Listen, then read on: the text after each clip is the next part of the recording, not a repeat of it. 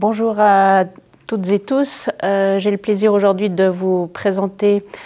cette analyse de la gouvernance du système de santé suisse et cette proposition de loi fédérale sur la santé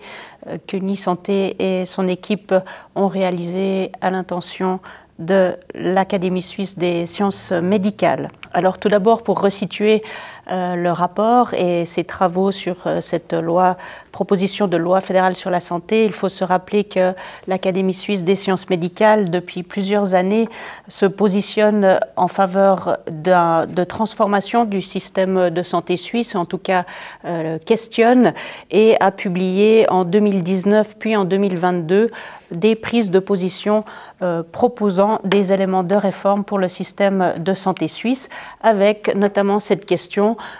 cette proposition qui est portée par l'Académie depuis plusieurs années de la mise en œuvre, de la réalisation d'une loi fédérale sur la santé pour parvenir à surmonter les grands défis du système de santé. Donc c'est bien cette question-là de la nécessité, de l'opportunité d'une loi fédérale sur la santé qui sera traitée durant cette présentation.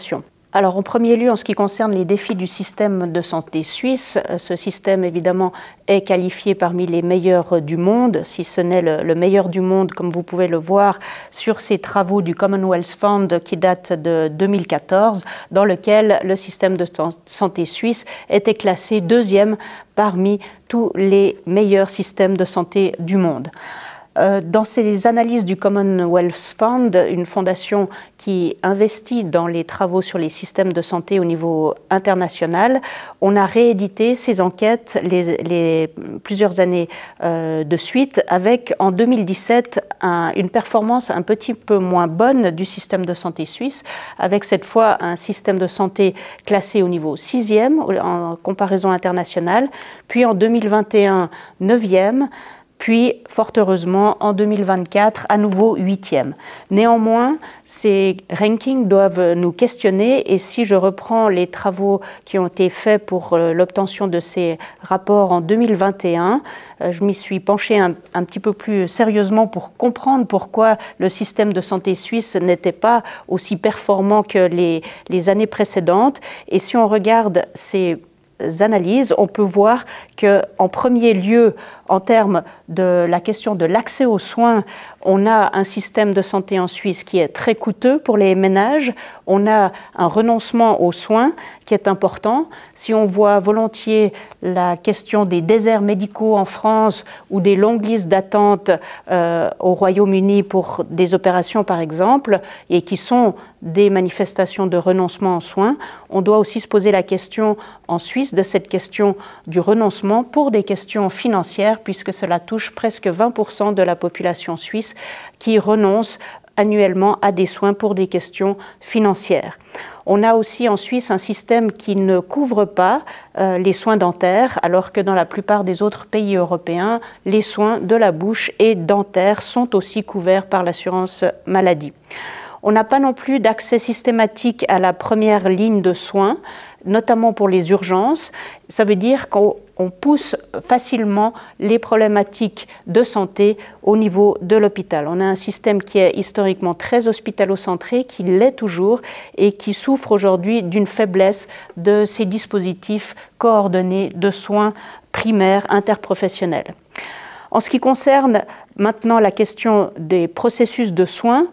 en lien aussi avec un système qui est très hospitalo-centré, on a un relativement haut taux d'hospitalisation pour des maladies chroniques, des maladies qui normalement devraient pouvoir être prises en charge dans la communauté et pas traitées au niveau de l'hôpital. On a une coordination des soins qui est faible et, comme vous le savez aussi, une prévention qui est plutôt faible.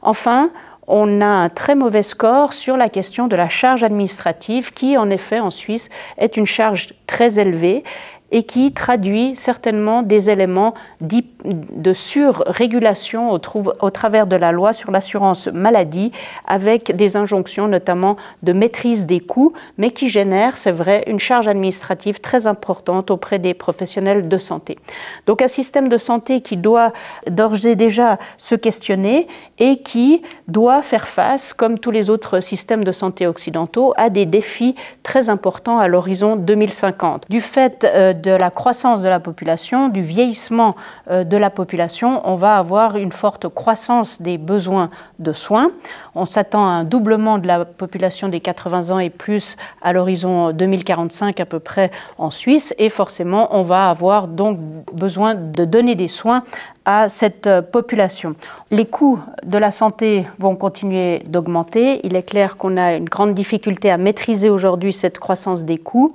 et il faut aussi ajouter que les finances publiques, que ce soit celles de la Confédération comme celles des cantons, vont devoir supporter plus largement des charges publiques en lien avec l'AVS, en lien avec les prestations complémentaires, en lien avec le financement de prestations médico-sociales pour répondre aux besoins de ces personnes âgées, notamment de cette population âgée, alors même que la population active va proportionnellement diminuer. Une population qui vieillit, c'est plus de personnes âgées, mais c'est aussi une population active qui se réduit, et donc ça provoquera également un impact sur les finances publiques. Du point de vue des professionnels de santé, on fait face aussi, à l'instar des autres pays occidentaux, à des pénuries de professionnels de santé dans tous les domaines. Et la particularité de la Suisse, par contre, est sa très haute dépendance à l'étranger pour les professionnels de santé. C'est-à-dire que le système de santé suisse fonctionne aujourd'hui à peu près avec 40% des médecins qui sont formés à l'étranger, diplômés à l'étranger et qui viennent travailler en Suisse, et environ 30%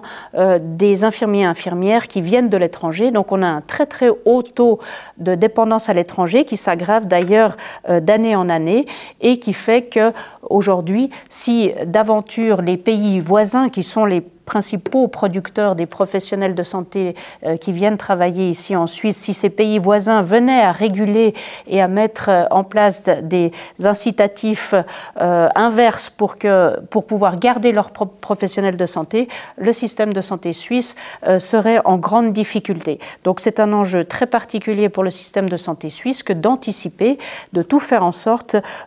pour pouvoir anticiper cette pénurie croissante de professionnels de santé.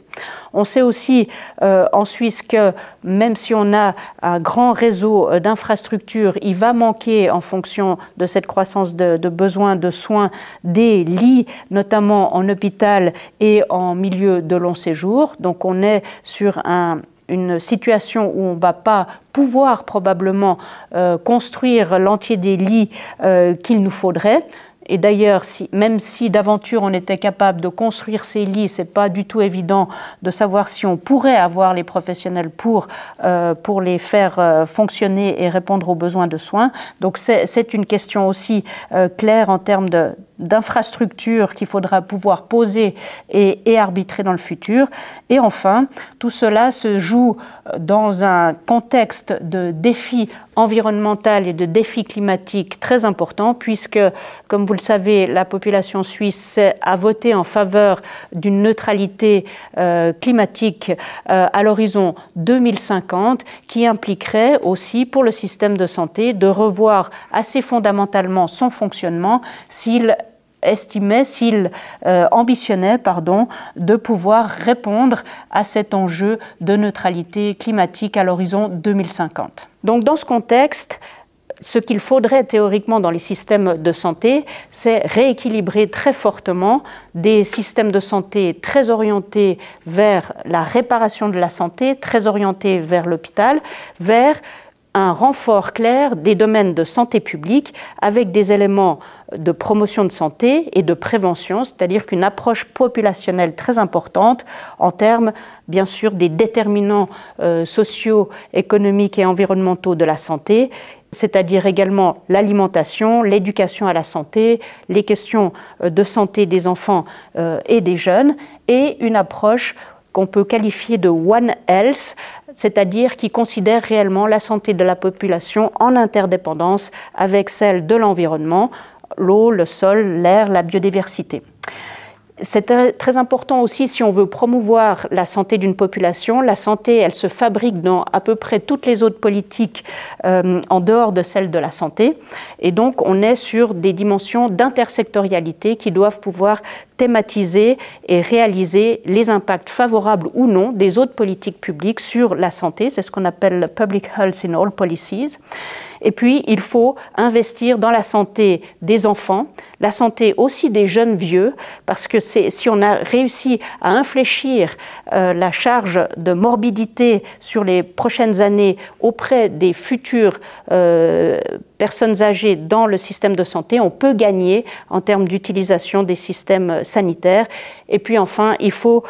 prendre en compte maintenant sérieusement la question des risques sanitaires liés au réchauffement climatique, avec notamment la question des épisodes caniculaires et des épidémies. Donc ce serait une forte emphase sur la dimension de la promotion de la santé et de la prévention d'un côté, et de l'autre, il faut admettre de passer d'un système qui est très centré sur l'aigu, très centré sur l'hôpital, à un système de soins et système médico-social qui soit centré à partir de la communauté, et c'est-à-dire investir aussi fortement dans les soins primaires, les soins de longue durée et les soins de fin de vie. Ça veut dire renforcer cette médecine de famille, ça veut dire la coordination, la création de réseaux, penser des trajectoires de patients, ça veut dire créer aussi des maisons de santé interprofessionnelles, ça veut dire aussi investir fortement la formation des professionnels dans ces domaines-là et pas uniquement dans des domaines ultra techniques et hospitalo-centrés. Et c'est aussi, comme je l'ai dit, investir dans des soins de longue durée, notamment avec la question des proches aidants, avec la question des soins à domicile, de l'hôpital à domicile par exemple, et un fort lien entre les dimensions sociales, communautaires et sanitaires. Donc pour faire ceci, au terme de cette introduction et de cette présentation des défis, la question qui se pose, c'est est-ce que nous sommes prêts à faire cette adaptation du système de santé, et surtout le cadre légal actuel permet-il d'envisager ces défis et d'envisager des arbitrages pour répondre à ces défis. Donc c'est bien dans ce contexte qu'a été réalisé ce rapport d'Unisanté, dont je vous présente maintenant les principales conclusions en deux parties. La première partie sur l'analyse de la gouvernance actuelle du système de santé suisse, et la deuxième partie sur une proposition de loi fédérale sur la santé. Donc ce rapport se présente en deux étapes. Nous avons travaillé d'un côté avec l'Institut de droit de la santé de l'Université de Neuchâtel pour analyser le cadre juridique actuel de la gouvernance de la santé en Suisse, et nous avons travaillé avec l'Observatoire européen des systèmes de santé et politiques de santé avec leur modèle pour analyser la question de la performance et des performances actuelles de la gouvernance du système de santé suisse. Puis nous avons envisager ces propositions de contenu pour une loi fédérale sur la santé, donc les contenus d'un côté et les ancrages possibles dans la Constitution, également avec l'Institut de droit de la santé de Neuchâtel. En premier lieu, il est important de se rappeler que la Suisse est certes un État fédéral,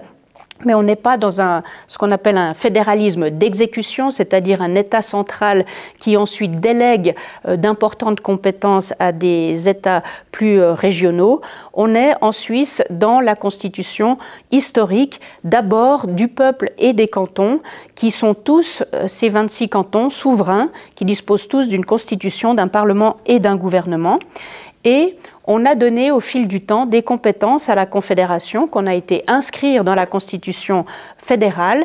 Et aujourd'hui, les cantons restent et sont toujours souverains tant que leur souveraineté n'est pas limitée par la Constitution fédérale, et ils doivent exercer tous les droits qui ne sont pas délégués à la Confédération.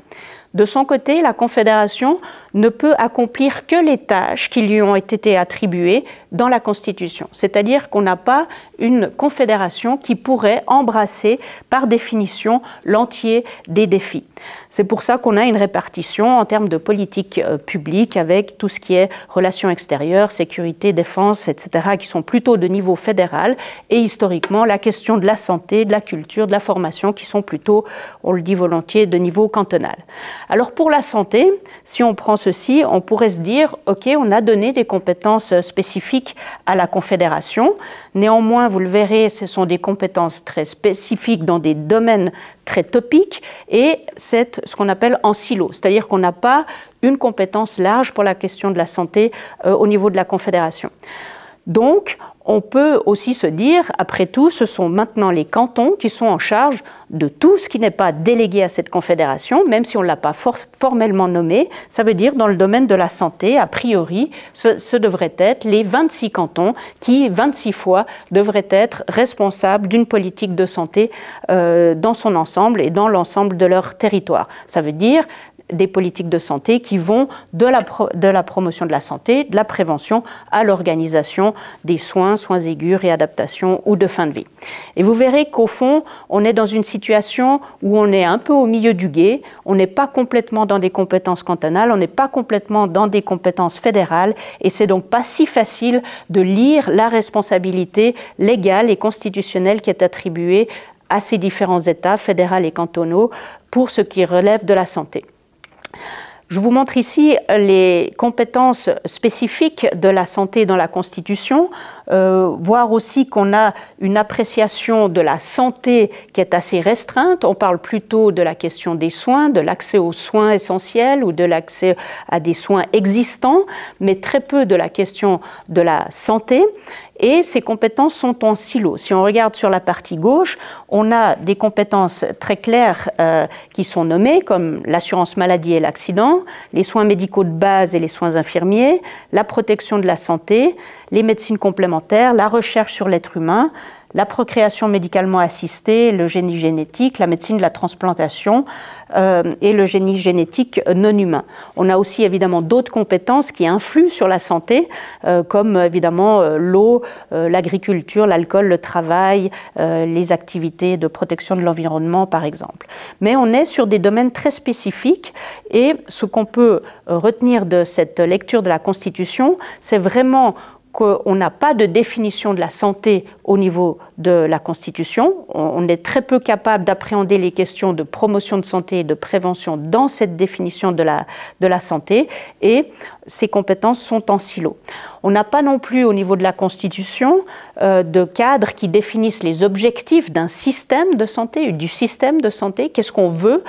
comme système de santé? Quels sont ses objectifs? Et aujourd'hui, on utilise largement le cadre de l'assurance sociale maladie, c'est-à-dire la loi sur l'assurance maladie, pour réguler le système de soins. Donc on utilise cet article constitutionnel de l'assurance maladie pour finalement travailler sur l'organisation, la régulation du système de soins, ce qui n'est pas la vocation évidemment de cette assurance sociale. Et donc on a cet enchevêtrement des compétences fédérales et cantonales que je vous illustre ici très rapidement. En ce qui concerne la santé, on a un article constitutionnel au niveau de la Confédération sur la question de la protection de la santé qui est à distinguer de la question de la promotion de la santé. Dans la protection de la santé, on a par exemple la protection à l'égard des produits chimiques ou des rayons ionisants par exemple, ou en lien avec les épidémies. Donc c'est un article assez ancien de compétences qui a été donné au niveau de la Confédération, mais on n'est pas dans une logique de promotion de la santé. La promotion de la santé et la prévention sont par contre sont partagées en termes de responsabilité entre les niveaux fédéraux et cantonaux, avec certains cantons qui se sont très fortement affirmés sur cette question de la promotion de la santé et de la prévention dans leur propre constitution. Mais on est typiquement dans une zone de partage. En ce qui concerne le système de santé, la question de l'accès aux soins de santé et aux soins médicaux de base sont de responsabilité partagée entre la Confédération et les cantons, et notamment si on regarde pour les derniers articles inscrits dans la Constitution avec les soins médicaux de base, les soins infirmiers ou un peu plus anciens les médecines complémentaires, sont typiquement des articles issus d'initiatives populaires qui ont été inscrits dans la Constitution en donnant des responsabilités à la fois à la Confédération et aux cantons. La protection financière contre la maladie et l'accident, ça, c'est clair que c'est une compétence de la Confédération de légiférer en matière d'assurance maladie et d'assurance accident, qui date du début du siècle passé. Mais en ce qui concerne l'organisation du système de santé, là, on est principalement sous une responsabilité cantonale. en l'absence d'ailleurs de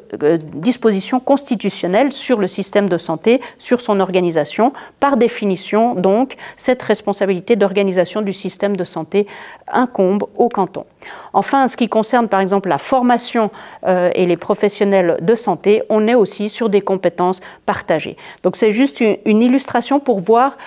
qu'au fond, on a de la peine à avoir un chapeau très clair et très lisible de cette responsabilité santé. Maintenant, en ce qui concerne la partie de la performance actuelle du système de santé, pour cela, donc, comme je l'ai dit, on a travaillé avec l'Observatoire européen des systèmes de santé et des politiques de santé. Pour faire simple, au fond, un système de santé devrait avoir des buts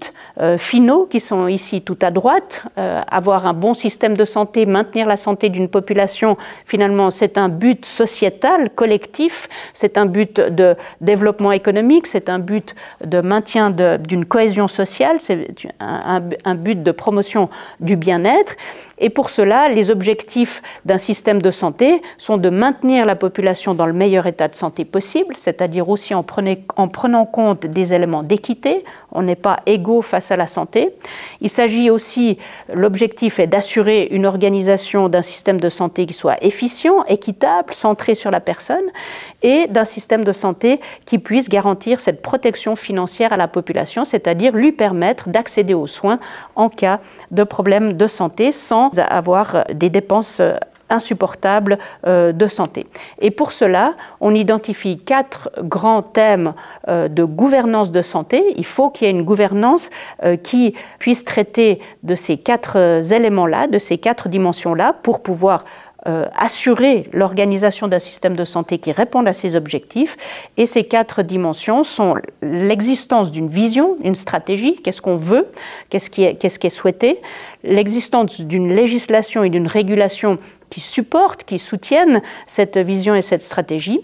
un système de gouvernance qui aussi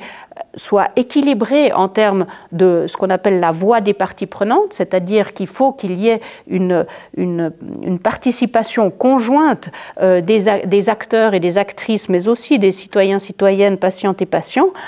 aux objectifs et aux priorités du système de santé. Et enfin, il faut un système d'information et un système d'analyse qui permettent d'évaluer si réellement on va dans le sens qui est souhaité de cette stratégie. Donc il faut pouvoir monitorer, évaluer pour pouvoir prendre des décisions qui soient basées sur des preuves et qui ne soient pas purement des décisions politiques sans évidence par rapport à des choses chiffrées et analysées. Et si on reprend de nouveau la gouvernance du système de santé suisse d'un point de vue de cette analyse de performance, on voit qu'on a aujourd'hui un manque de cadre légal pour le domaine de la promotion de la santé, que la Confédération n'a pas de pleine compétence dans ce domaine, ce qui veut dire que lorsqu'on veut traiter de ces politiques publiques qui fabriquent plus ou moins de la santé, le Conseil fédéral aujourd'hui n'est pas en capacité d'arbitrer l'importance de la dimension santé par rapport aux autres politiques publiques qui sont traitées de niveau fédéral. Donc la question de la multisectorialité, de l'intersectorialité est très difficile à mettre en œuvre en Suisse du fait de l'absence de pleine compétence pour la promotion de la santé et la santé en général au niveau fédéral. Le Conseil fédéral établit régulièrement, c'est la deuxième stratégie, la stratégie 2030,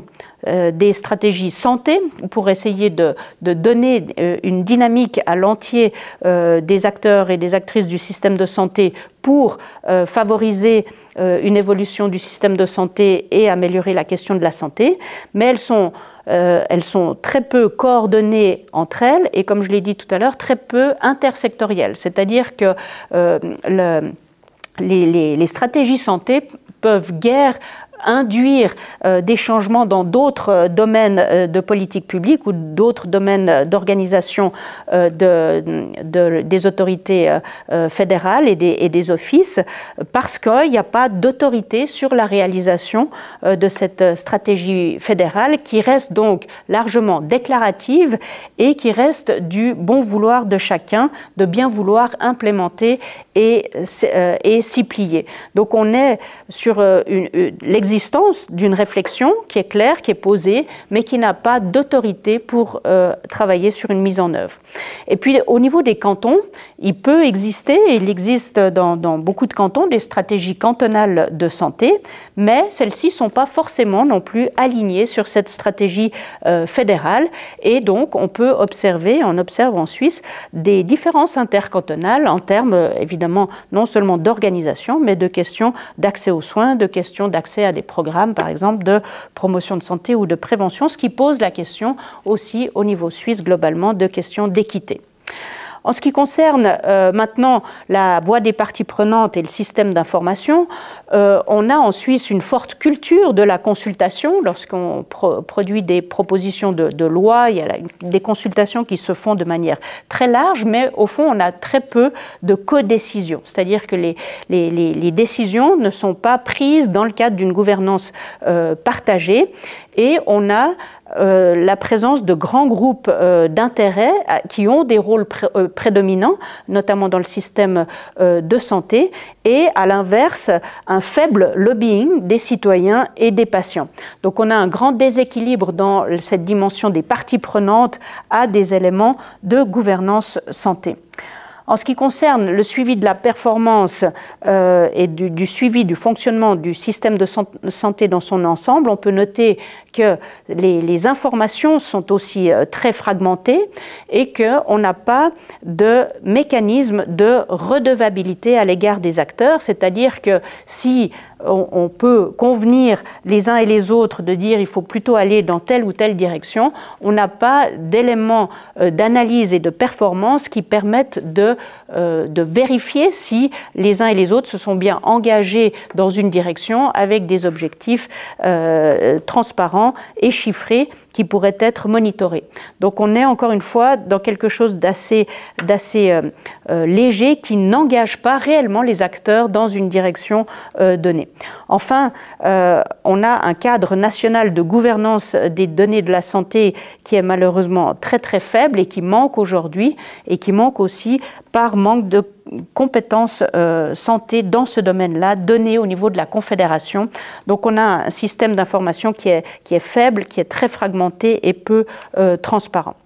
Donc le constat est clair. Aujourd'hui, dans le cadre légal actuel, il est très difficile de mettre en œuvre des réformes dans cette architecture aujourd'hui légale.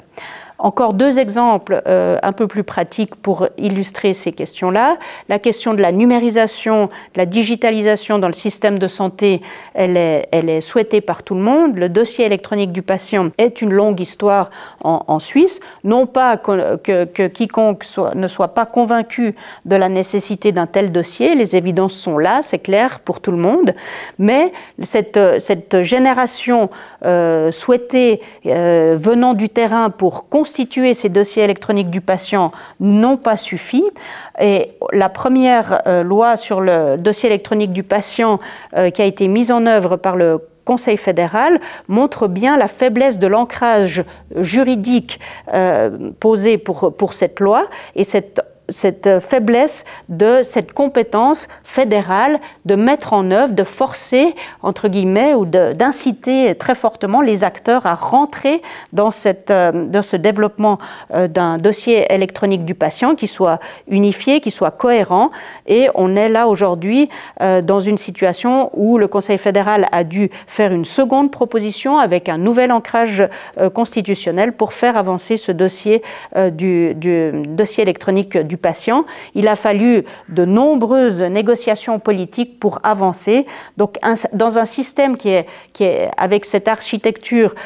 aussi peu lisible, il est difficile pour la Confédération de pouvoir affirmer et pouvoir engager réellement des activités telles que cette mise en œuvre de cette digitalisation de la santé. En ce qui concerne aussi la pénurie de médecins généralistes, là aussi, tout le monde peut s'accorder là-dessus. Il manque des médecins généralistes dans notre système de santé. C'est clair qu'il faut former plus de médecins, tout le monde est aussi d'accord là-dessus. Et puis, il faudrait améliorer le ratio entre médecins généralistes et spécialistes. Et puis, augmenter cette part des médecins généralistes par rapport aux spécialistes.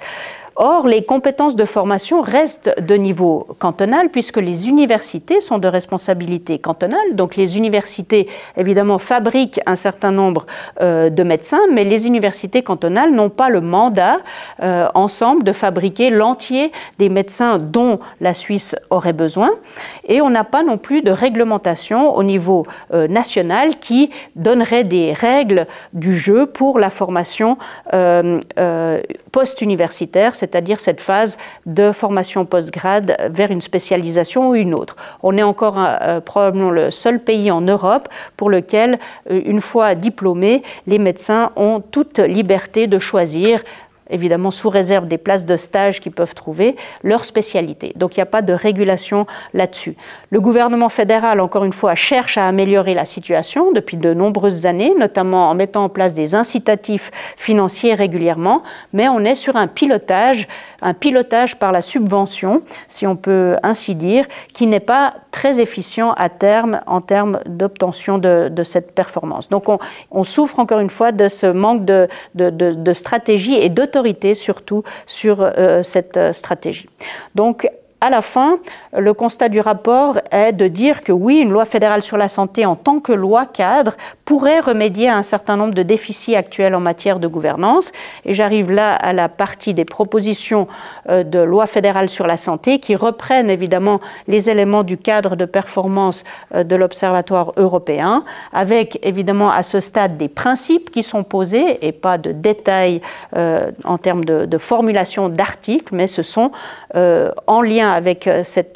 ces constats, le fait de dire qu'une loi fédérale devrait définir les objectifs d'un système de santé et les principes de sa gouvernance, comment on veut fonctionner, qu'est-ce qu'on veut obtenir, comme on l'a dit tout à l'heure, cette question de la santé de la population, cette question d'une organisation de services qui soit centrée sur les besoins, qui tienne compte des questions d'équité et d'accessibilité, par exemple. Une loi qui devrait fixer ces principes très clairement d'équité, de protection financière, d'accès, de qualité, d'efficience. Une loi qui permettrait de reclarifier les compétences, l'articulation des compétences entre la Confédération et les cantons. Et ça ne veut pas dire que dans ce projet, la Confédération devrait prendre la main sur l'entier du système de santé, certainement pas. Par contre, il y a des éléments d'articulation qui doivent être clairement posés entre la Confédération et les cantons pour qu'il y ait moins d'ambiguïté aujourd'hui sur ces questions de gouvernance. Enfin, il faudrait que cette loi impose à la Confédération et aux cantons d'établir régulièrement et avec les parties prenantes une stratégie qui soit multisectorielle cette fois, multisectorielle en faveur de la santé et qui engage les acteurs, c'est-à-dire qui impose un principe de redevabilité des acteurs qui restent évidemment très nombreux et qui restent pour l'immense majorité des acteurs privés, mais qui pourraient s'engager dans l'atteinte d'objectifs communs posés dans une stratégie. La loi fédérale, elle devrait aussi